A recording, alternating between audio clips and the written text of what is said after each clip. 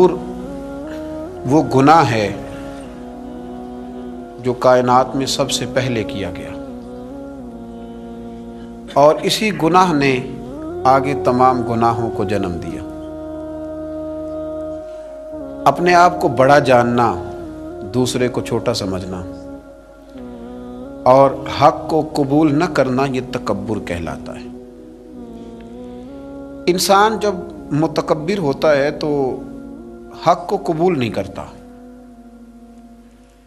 और जब वो हक को कबूल नहीं करता तो उसकी अपनी हिदायत का रास्ता बंद हो जाता है।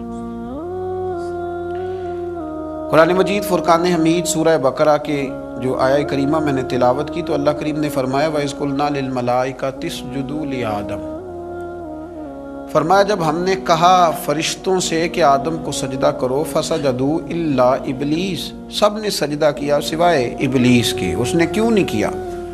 अबा वस्तकबरा, उसने इनकार किया और तकब्बुर किया।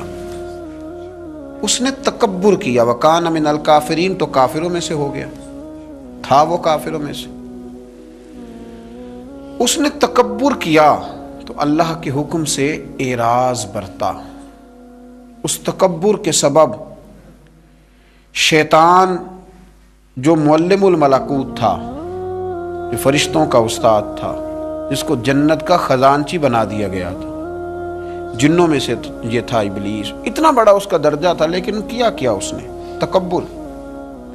लोगों को थोड़ा सा मनसब दिया जाता है ना तो बहुत ऊंचा बोलने लगते हैं, तकब्बुर में मुब्तला हो जाते हैं। शैतान ने तकब्बुर किया, कहने लगा कि मैं हज़रत आदम अलैहिस्सलाम से बेहतर हूँ। दलील उसकी ये है कि हज़रत आदम अलैहिस्सलाम को मिट्टी से बनाया गया है और मुझे आग से बनाया गया। कुरान मजीद कहता है कि कहने लगा अना खैरुम मिन्हु खलक़तनी मिन नारिम व खलक़तहु मिन तीन, कहा है अल्लाह मैं तो आदम से बेहतर हूँ। अल्लाह को कह रहा है, रब करीम की बारगाह में कह रहा है, कहता मैं तो बेहतर हूँ। भाई बनाने वाले को तो पता होगा ना कि कौन बेहतर है। ये रब करीम को ज़्यादा पता है या दलील देने वाले को पता है?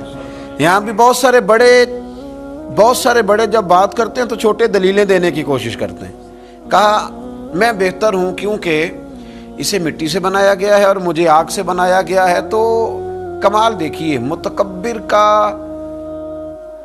जो सज़ा और उसका जो इलाज कुरान पाक ने बयान किया वो ज़रा गौर फरमाइए। दलील नहीं दी अल्लाह ताला ने, ये नहीं फरमाया कि तू गलत कह रहा है। मुतकब्बिर का इलाज क्या, ये नहीं फरमाया कि ये तू गलत बात कर रहा है, बात इस तरह नहीं है, कोई दलील नहीं दी। बल्कि इरशाद क्या फरमाया? फरमाया फ़ख़रुज मिन्हा फ़इन्नका रजीम, निकल जा यहाँ से, तू है ही लानती, तू निकल यहाँ से, ख़त्म होगी बात। व इन्ना अलैका लानती इला यौमिद्दीन, और ये लानत तेरे ऊपर वक्ती नहीं है, ये लानत क़यामत के दिन तक तेरे ऊपर बरसती रहेगी। जिसने तकब्बुर, लेकिन ना जो आदमी उलझ जाएगा उसको तो दलील दी जाएगी। तो जो तकब्बुर करेगा, एक आदमी कहीं उलझ गया है, उसको ज़रूरत है कि उसकी तरबियत की जाए, और एक तकब्बुर कर रहा है, तो मुतकब्बिर के बारे में रब करीम ने ये इरशाद फरमाया कि उसको दलील थोड़ी दी जा रही है, उसको तो कहा जा रहा है फ़ख़रुज मिन्हा, तो यहाँ से बस निकल जा। ये सज़ा है मुतकब्बिर की। दुनिया में पहला गुनाह जो किया गया वो तकब्बुर है, अपने आप को बड़ा जानना और दूसरे को छोटा समझना। मेरे नबी करीम सल्लल्लाहु ताला अलैहि वसल्लम ने इरशाद फरमाया, ये रवायत जामे तिरमिज़ी में मौजूद है, फरमाया एक कर्ज से बरी होके जाना दुनिया से, और दूसरा फरमाया याद रखना तुम्हारे अंदर तकब्बुर और खयानत ना हो।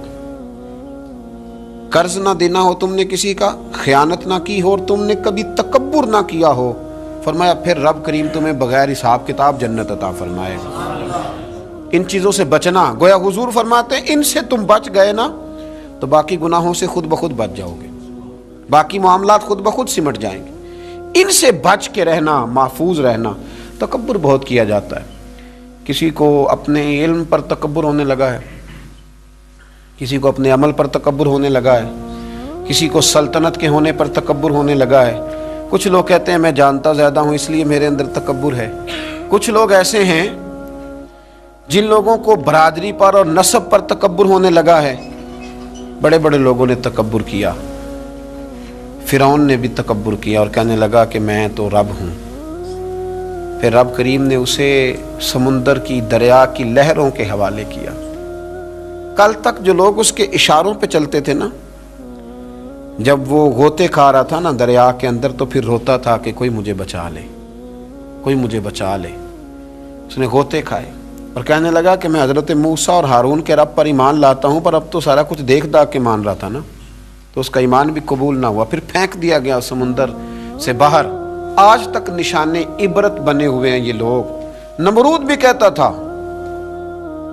कि माज़अल्लाह मैं खुदा हूँ। और जब हज़रत सैयदना इब्राहीम खलीलुल्लाह अलैहिस्सलाम ने फरमाया ना कि आसमान तो रब तो वो है जो आसमानों का रब है, रब तो वो है। अल्लाह तबारक व तआला ना इस मुतकब्बिर आदमी को आजमाता है, इसे थोड़ा सा मौका और देता है, तो ये समझता है मेरा रोब चल रहा है। अल्लाह इसे आजमाता है, ये समझता है कि देखा मेरा जो है वो मेरा असा, मेरा डंडा सही काम कर रहा है। हालांकि अल्लाह तो मौका दे रहा है। और जब फिर वो खींचता है, फिर हुजूर अलैहिस्सलाम फरमाते हैं तुम्हारे रब से सख्त किसी की पकड़ होती नहीं। ये समझता है कि देखा ना मैं जैसे कह रहा हूँ वैसे निज़ाम चल रहा। नमरूद कहने लगा मैं रब हूँ। तो हज़रत इब्राहीम अलैहिस्सलाम ने फरमाया रब तो वो है जो आसमानों ज़मीनों का रब है। कहने लगा अच्छा, इसने ना तीर चलाए आसमान की तरफ, माज़अल्लाह रब करीम को कत्ल करने लगा।